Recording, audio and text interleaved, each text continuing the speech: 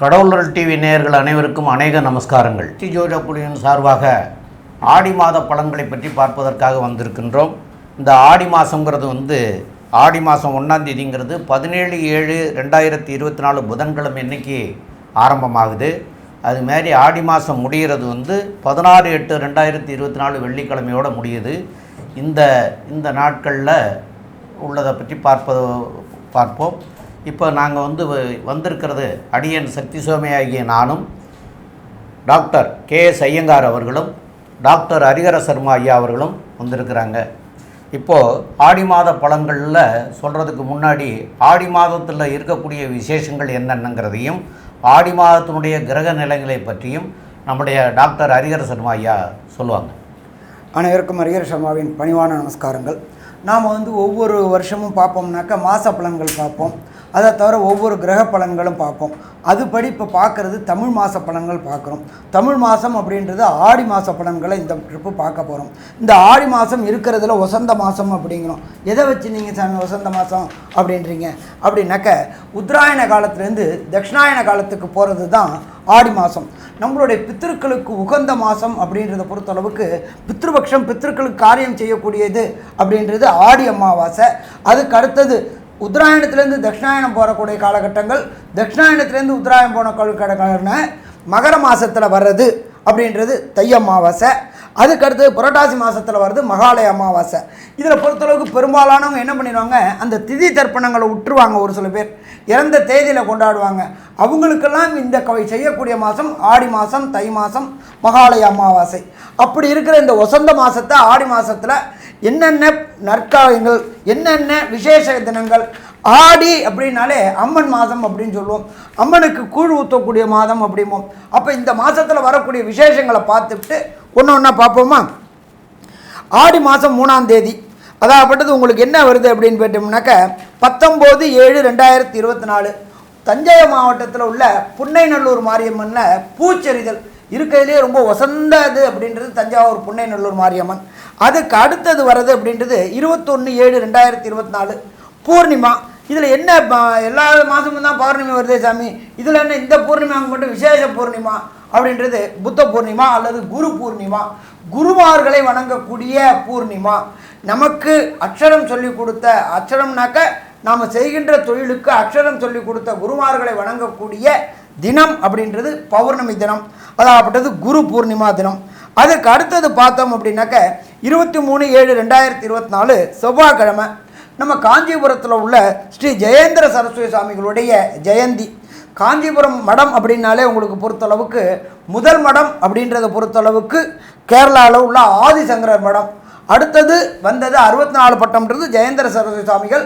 அவங்க அங்கேயே அனுஷ்டானம் ஆயிருக்கிறாங்க. அவங்களுக்கு ஜெயந்தி கொண்டாடக்கூடிய நாள் அப்படின்றது 23.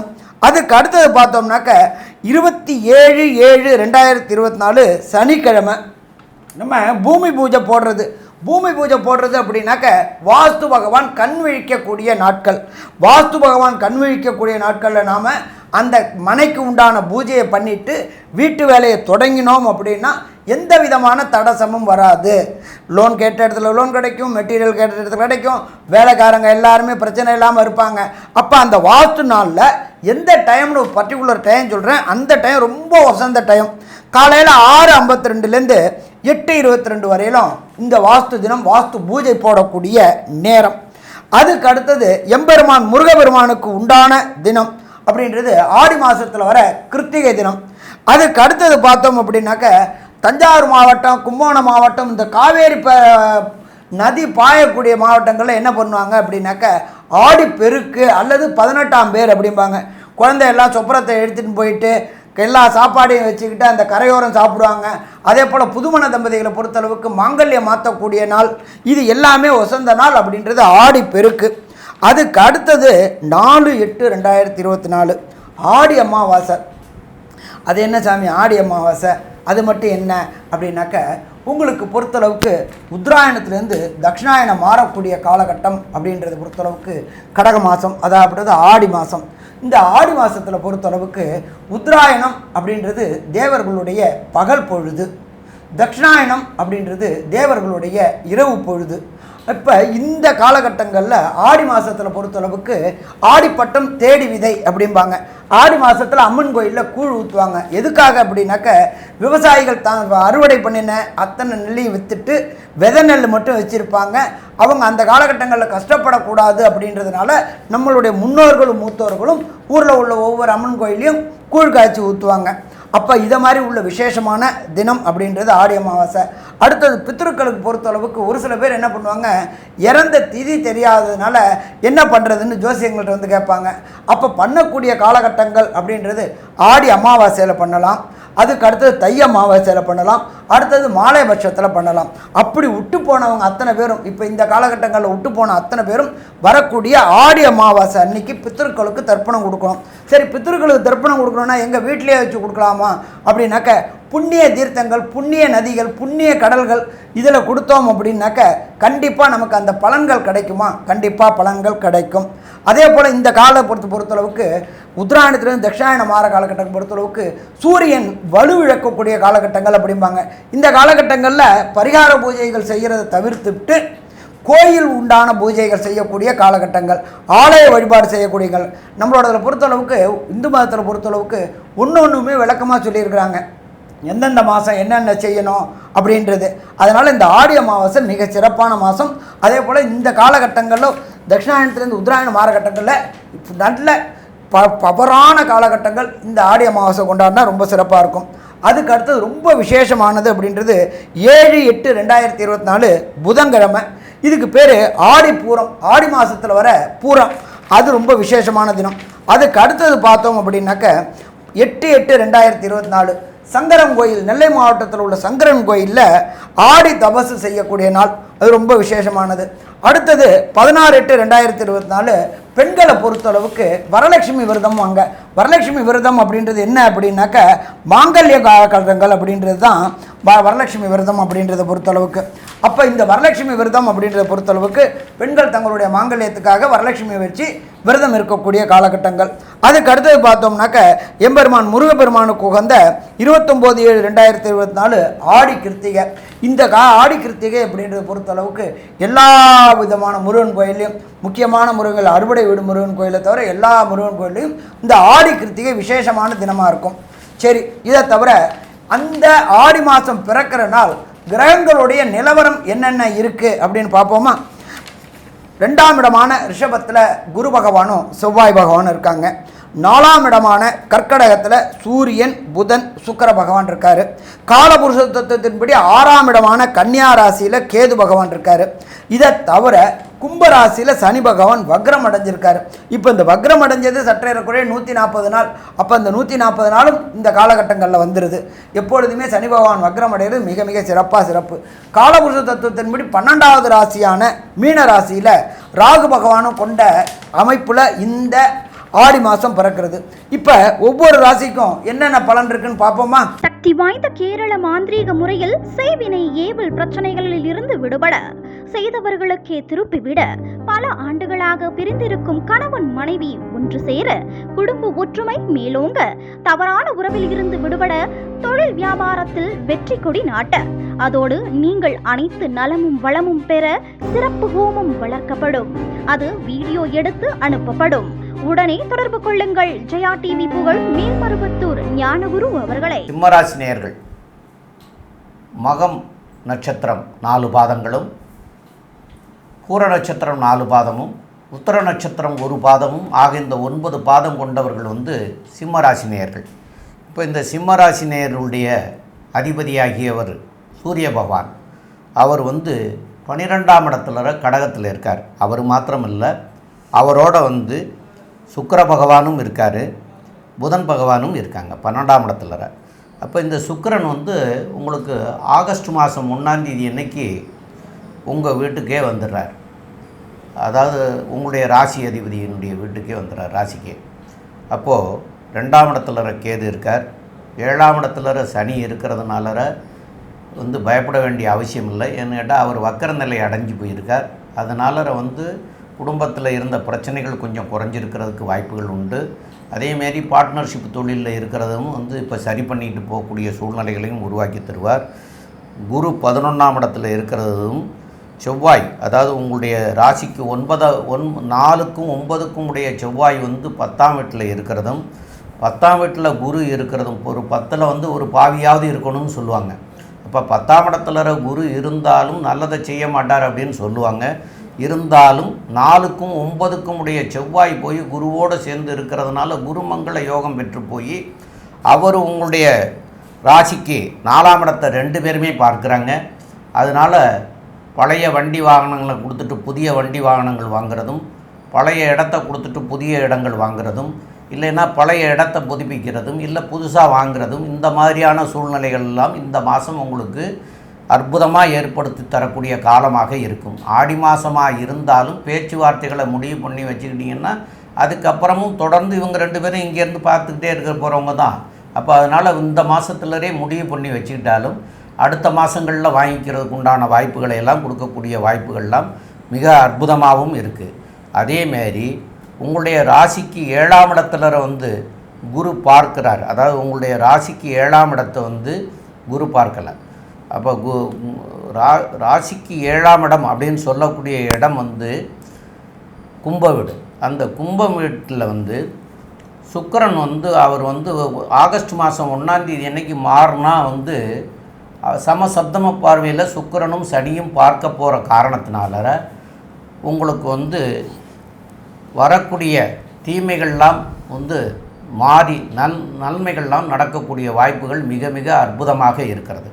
மேற்கொண்டு உள்ள விவரங்களை நம்முடைய கேஎஸ் ஐயங்கார் அவங்க சொல்லுவோம். அற்புதமாக சொன்னீங்க. சிம்ம ராசியின் அதிபதி 12ஆம் இடத்துல இருக்கார்.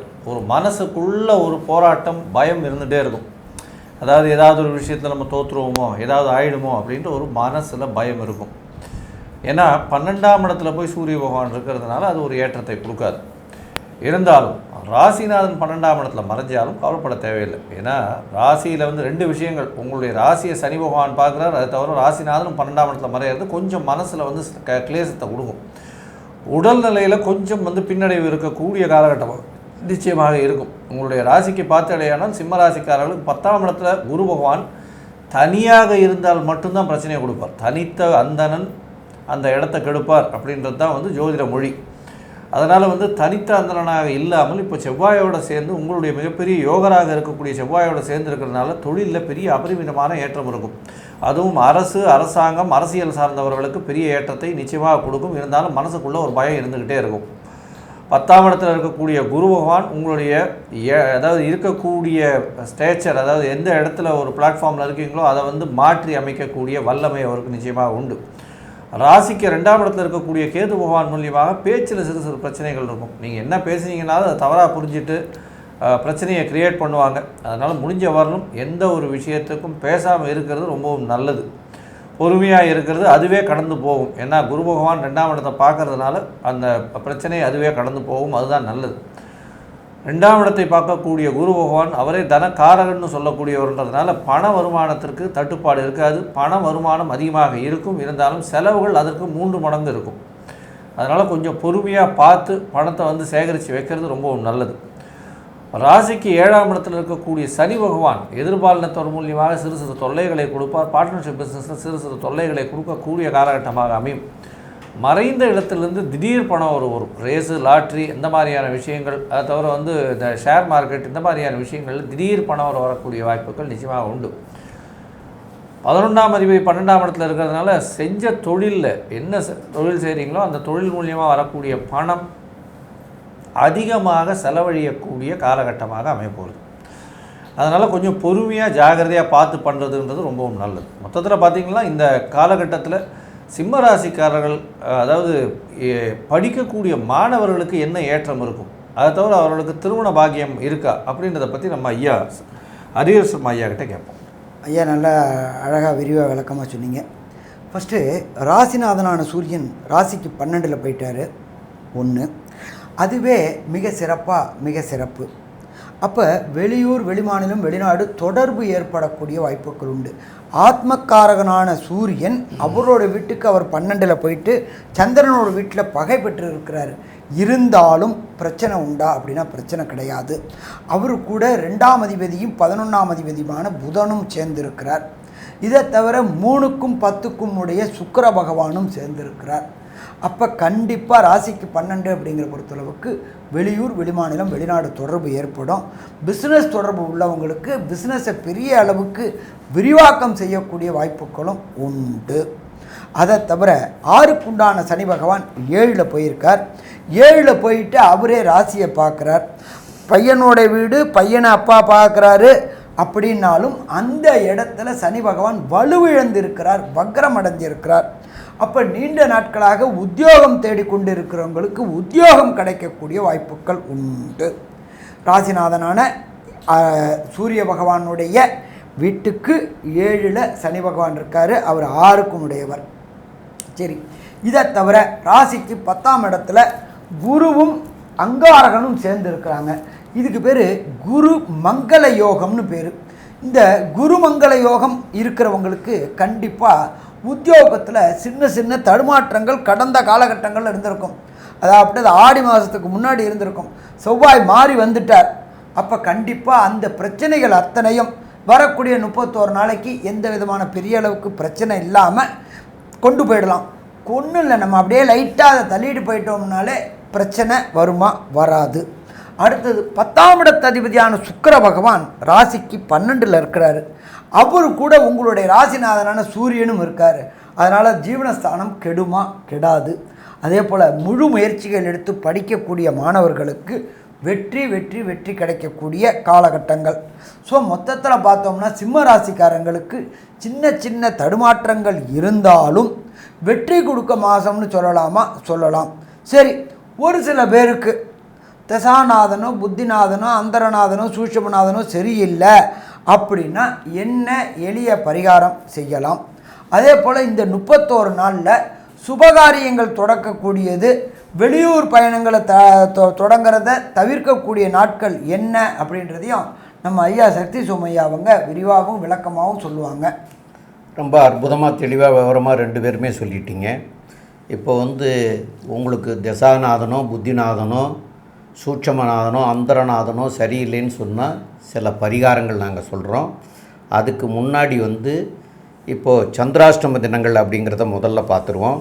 அப்போ இந்த சந்திராஷ்டம தினங்கள் அப்படின்னு சொல்லக்கூடியது உங்களுக்கு ஜூலை மாதம் 25ஆம் தேதி அன்னைக்கு வியாழக்கிழமை அன்னைக்கு 3 மணிக்கு தொடங்குது.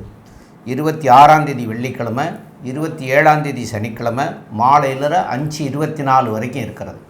இந்த நாட்களை நீங்கள் புதிதான பயணங்கள் செய்கிறதையோ இல்லைன்னா புதிய முயற்சிகள் எதுவும் செய்கிறது, புதிதாக தொடங்கிறது, இதெல்லாம் விளக்கிக்கிறது மிக மிக நல்லதாக இருக்கும்.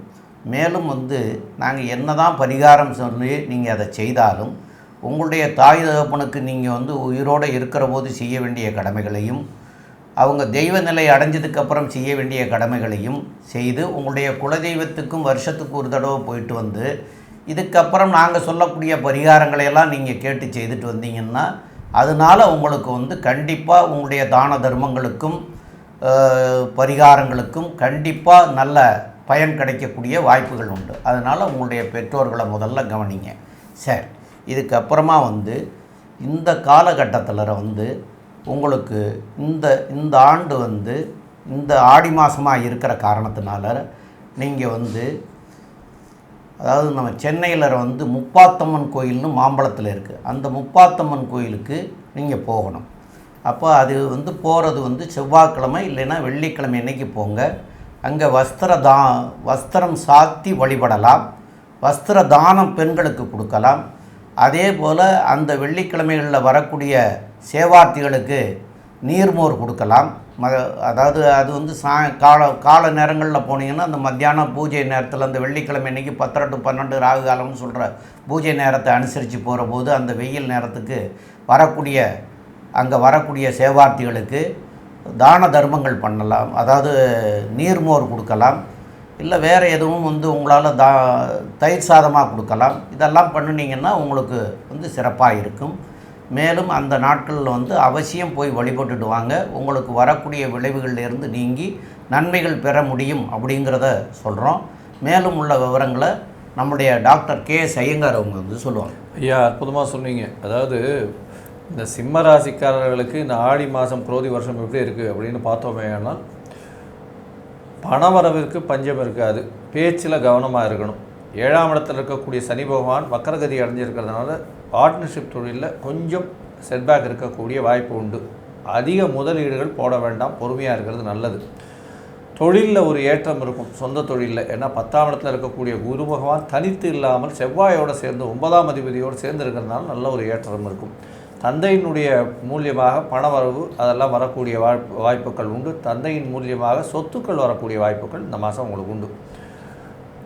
ராசிநாதன் 12ஆம் இடத்துல இருக்கிறதுனால ஒரு சிறு பயம் இருக்கும். எப்போவுமே ஒரு பெரிய ஒரு மனசுக்குள்ளே ஒரு பயம் இருந்துகிட்டே இருக்கும். நம்ம தோற்றுருவோமோன்ற ஒரு பயம் இருக்கும். ஏன்னா சனி பகவானும் பார்க்குறார், ராசிநாதனும் 12ஆம் இடத்துல இருக்கிறதுனால அந்த மாதிரியான ஒரு பயம் இருக்கும். கவலைப்பட தேவையில்லை. 16 தேதி, அதாவது ஆடி மாதம் 16 தேதிக்கு மேலே சுக்கிர பகவானும் அங்கே வந்துடுறதுனால உங்களுக்கு ஒரு நல்ல ஏற்றமான காலகட்டமாக அமைய போகுது. ஏன்னா சுபத்துவம் அடையிறதுனால நல்ல ஒரு ஏற்றம் கிடைக்கக்கூடிய காலகட்டமாக இருக்கும். புதிய வேலை அமையக்கூடிய வாய்ப்புகள் உண்டு. அதை தவிர படிக்கக்கூடிய மாணவர்களுக்கு நல்ல ஒரு ஏற்றம் இருக்கும். போட்டித் தேர்வில் வெற்றி பெறக்கூடிய வாய்ப்புகள் நிச்சயமாக உண்டு. மொத்தத்தில் இந்த சிம்ம ராசிக்காரர்களுக்கு ஆடி மாதம் நல்ல ஒரு ஏற்றமான மாதமாகவே அமையும் அப்படின்னு இந்த சக்தி ஜோதிட குழு சொல்லுது. நன்றி, நமஸ்காரம். கடவுள் அருள் டிவியை பார்த்தமைக்க நன்றிகள். மேலும் இது போன்ற தகவல்களை தெரிந்து கொள்ள கடவுள் அருள் டிவியை சப்ஸ்கிரைப் செய்யுங்கள். மறக்காமல் பெல் ஐக்கானை கிளிக் செய்யுங்கள்.